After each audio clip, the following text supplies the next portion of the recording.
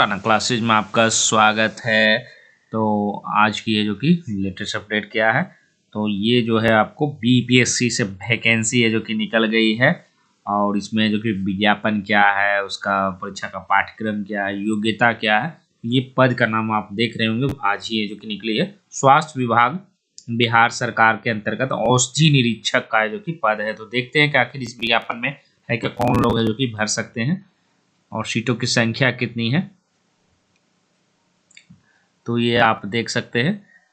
तो क्या है, स्वास्थ्य विभाग बिहार पटना के अंतर्गत औषधि निरीक्षक के कुल 55 पदों पर नियुक्ति हेतु सुयोग्य भारतीय उम्मीदवारों से विहित प्रपत्र में ऑनलाइन आवेदन आमंत्रित किया गया है। पद कितने हैं टोटल, तो टोटल 55 पद हैं, जिसमें जनरल के 27, ईडब्ल्यूएस के 6, एससी के 8, एसटी के 0, ईबीसी के 5, पिछड़ा वर्ग के 7 और पिछड़े वर्ग की महिलाओं के 2। आप सोच रहे होंगे एसटी का 0 क्योंकि 100 में एक पद होना अनिवार्य है। महिला आरक्षण में 17 सीटें है जो कि रहेगी। और ये है जो कि स्वतंत्रता सेनानी का एक है। और उसी तरह दिव्यांगजन अधिकार अधिनियम 2016 तक। और ये कितना इनका पेमेंट रहेगा, तो 5400 रहेगा। कितना रहेगा ग्रेड पे लेवल 9 का कितना, 53,600 बेसिक से शुरू होगी।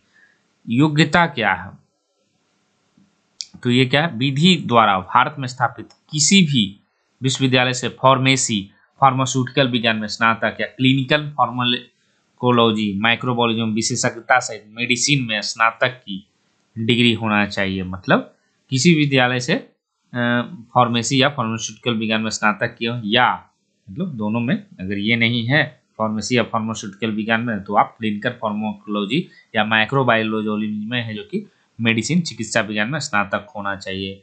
प्रोवाइडेड दैट ओनली दैट दो, मतलब केवल वे निरीक्षक जो अनुसूची ग में कम से कम एक पदार्थ के 18 महीने से कम का अनुभव नहीं रखते। अनुभव भी है जो कि वही होंगे जो अनुज्ञापन प्राधिकारी द्वारा इस प्रयोजन के अनुमोदित किया गया हो कि 18 महीने से एक पदार्थ की जांच करने में अनुभव हो। फिर जो औषधि निरीक्षक के रूप में अपने सेवा काल के दौरान अनुसूची ग में किसी पदार्थ का निर्माण वाले फर्मों के निरीक्षक 3 वर्ष से कम अनुभव की अनुसूची ग उल्लिखित पदार्थों के प्राधिकृत होंगे। तो ये जो है आपको अस्पष्टता की स्थिति में अंग्रेजी में वर्णित शैक्षणिक योग्यता मान्य होगा। शैक्षणिक योग्यता 16/12/2022 के पहले तक है जो कि ये मान्य होना चाहिए। और इसमें लिखा हुआ है औषधि एवं प्रसाधन सामग्री नियमावली 1945 की भाग में शेड्यूल सी एवं 1945 वेबसाइट पर है जो कि उपलब्ध है।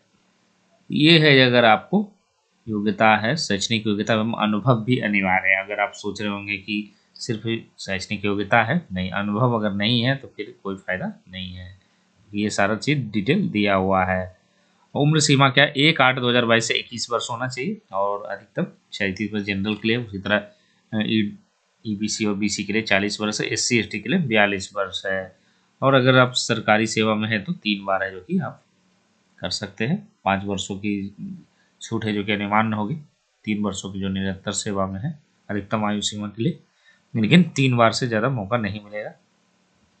चयन प्रक्रिया क्या होगी, तो लिखित परीक्षा होगी एवं साक्षात्कार के आधार पर कम से कम जनरल की 40%, पिछड़ा वर्ग के 36.5%, अत्यंत पिछड़ा वर्ग के 34%। तो ये दिया हुआ है किस तरह से होंगे। प्रत्येक पत्र में निम्नलिखित में 50 अंकों की 2 इकाइयाँ होंगी फार्मास्यूटिकल और फार्मास्यूटिकल विश्लेषण में 50-50 अंक के। द्वितीय पत्र में क्या होगा, मेडिसिनल केमिस्ट्री और फार्मेको 50-50 अंक के दोनों रहेंगे। सब ऑब्जेक्टिव रहेंगे, 2-2 घंटे का रहेगा सब में। और उसी तरह तृतीय पत्र में जो कि एनाटॉमी, फिजियोलॉजी और एवं हेल्थ एजुकेशन है, ये भी है जो कि 50 क्वेश्चन रहेगा। फार्माकोलॉजी एवं टैक्सोकोलॉजी में 2-2 घंटे का समय है।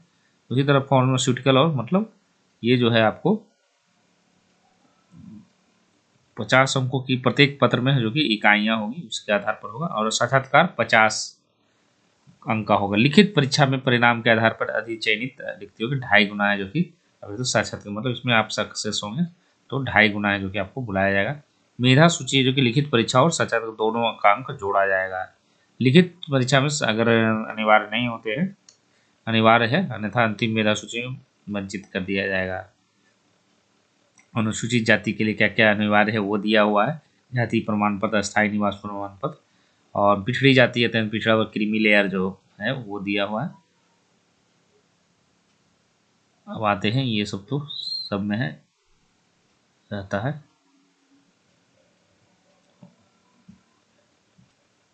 फीस कितनी है इसकी? तो 750 रुपये जनरल की, 200 रुपये SC/ST के लिए है, बिहार के स्थायी सभी महिला के लिए 200, दिव्यांग अभ्यर्थियों के लिए 100, अन्य जो भी हैं उनको 750 रुपया है। आवेदन है जो कि 25/11/2022 से भराएगा। ऑनलाइन आवेदन भरने की अंतिम तिथि 16/12 होगा। ये फॉर्म है जो कि आप भर सकते हैं, और ये वैकेंसी है जो कि BPSC द्वारा है जो कि ये जारी हो गया है।